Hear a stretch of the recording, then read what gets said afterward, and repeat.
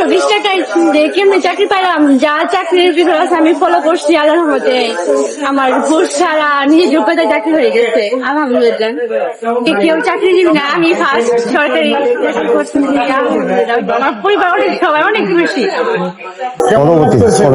ইনশাল্লাহ খুবই ভালো লাগতেছে। আশা করি যে আজকে জীবন আমার লাগতেছে যে আজকে আমার একটা উদ্দেশ্য কথা লাগতেছে যে এটি আমার বংশের ভিত্তি আমার 2টা সরকারি চাকরি এইমাত্র পাইলাম। বললো কেন?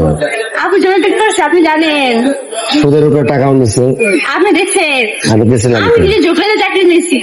হ্যাঁ, কেউ টাকা পয়সা না চাই না, এসে বললাম যে চাকরি দিয়ে দেবো।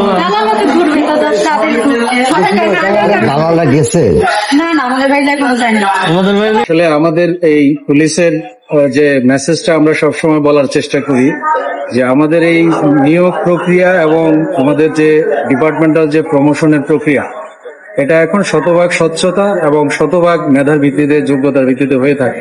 স্বচ্ছ বেস্ট তাদেরকে চুজ করতে পারে। তা আমরা এই পর্যায়ে আমাদের উদ্দেশ্যে বিচারটা কথা বলবো।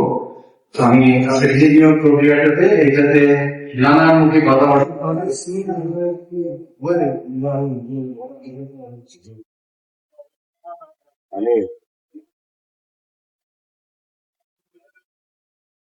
এটা বাড়ছে।